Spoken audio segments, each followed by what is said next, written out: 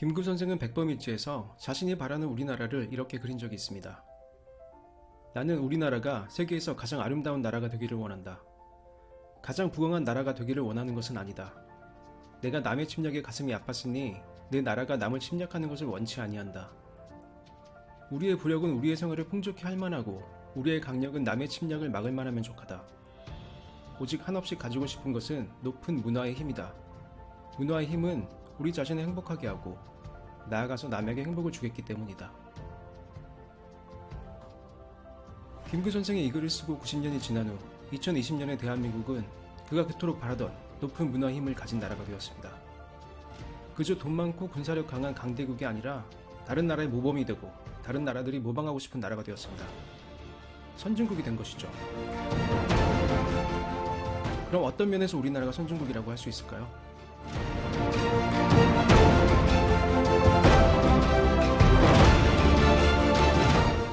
이 그래프는 OECD가 최근 발표한 통계입니다. 한국의 구매력 기준 1인당 GDP가 42,000달러를 넘어서 일본의 41,000달러를 근소하게 앞섰습니다. 식민지로 지배당했던 나라가 지배했던 나라를 추월한 세계 역사에서도 보기 드문 사례죠. 심지어 한국과 일본의 1인당 GDP는 앞으로도 계속 차이가 벌어질 것으로 전망됩니다. 다양한 국제기구들의 기준으로 봐도 한국은 선진국입니다. 한국은 IMF가 분류하는 선진경제국 39개국 중 하나에 들어갑니다. 선진국의 대명사인 OECD 회원국에 들어갈 뿐 아니라 그 중에서도 개발도상국을 지원하는 조직인 개발원조위원회 DAC 회원국이기도 합니다. 다른 나라를 도울 수 있을 만큼 선진국이라는 뜻이죠. 일단 경제적인 면에서만 봐도 한국은 확실히 선진국의 반열에 올랐습니다.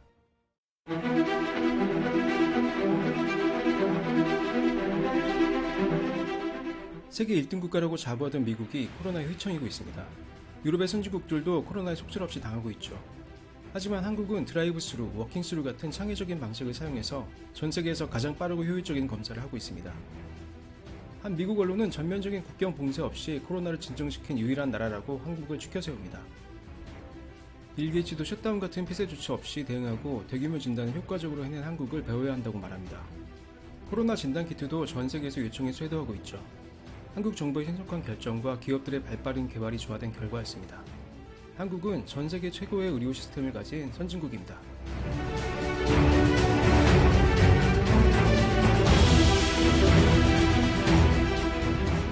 김구 선생은 백범일지에서 이렇게 썼습니다.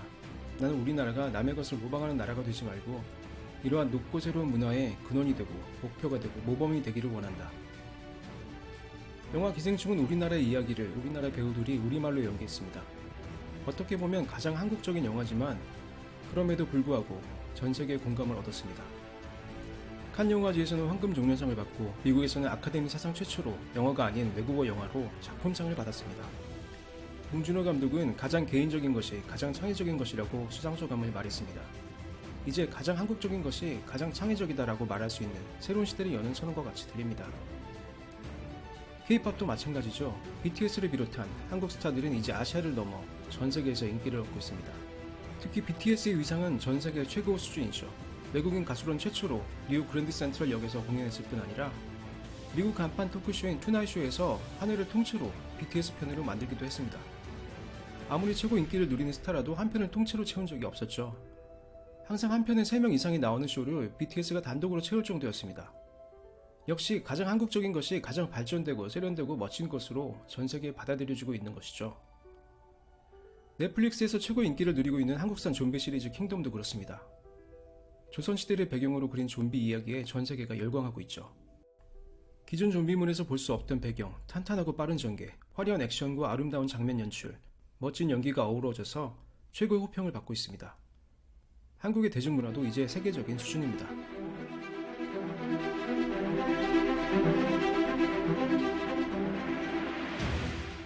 한국의 교육은 우리가 보기에는 문제가 많지만 국제적인 평가는 사실 매우 좋습니다.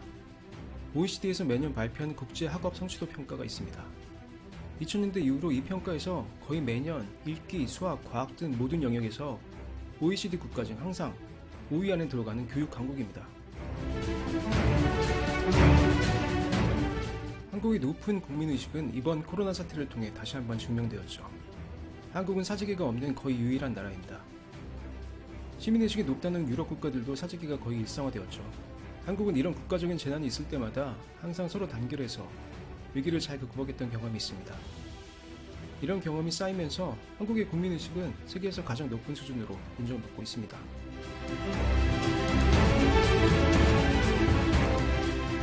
이렇게 높은 국민의식을 바탕으로 민주주의도 빠르게 발전했습니다. 2차 대전 이후 선진국의 원조를 받던 나라들 중 경제 발전과 함께 민주주의를 제대로 안착시킨 유일한 나라로 평가받고 있습니다. 물론 정치인들의 수준은 아직 기대 이하지만 말이죠.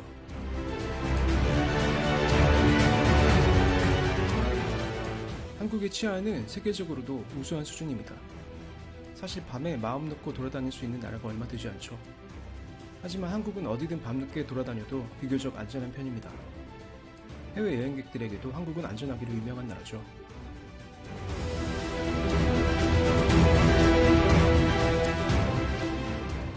해외에 잠시라도 살아본 사람은 아주 잘 알 수 있습니다.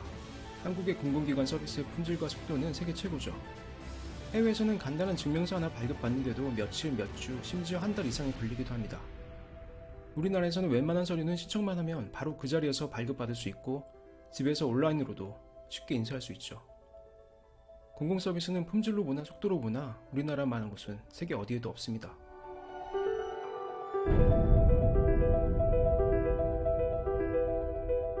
한국의 대중교통은 편리하고 깨끗하기로도 유명합니다. 2017년 세계 대중교통을 비교조사한 결과 서울은 전 세계 4위에 올랐습니다. 특히 한국의 지하철은 편리함과 청결도 면에서 세계 최고 수준이죠. 다른 나라의 지하철과 비교해봐도 그 차이가 확실합니다.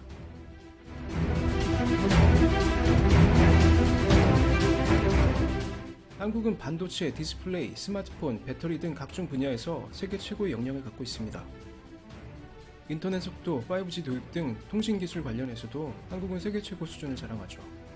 앞으로 바이오, 에너지 등의 미래 사업에도 적극적인 투자를 통해 세계적인 경쟁력을 갖출 전망입니다.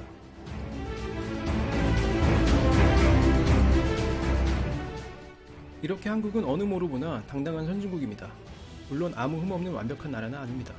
아직 문제도 많죠.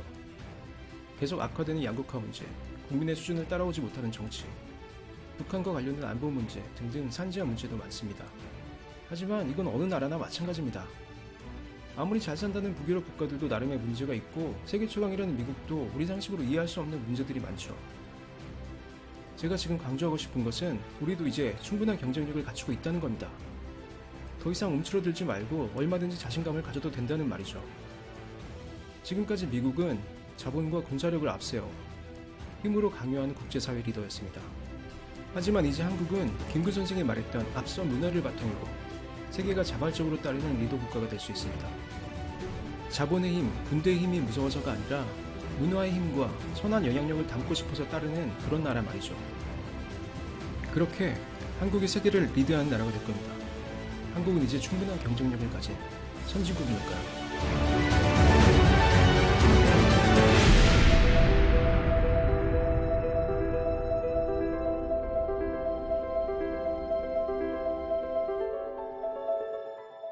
우리나라가 아직 선진국이 아니라는 고정관념에 빠져 있습니까? 그 뇌물을 깨세요.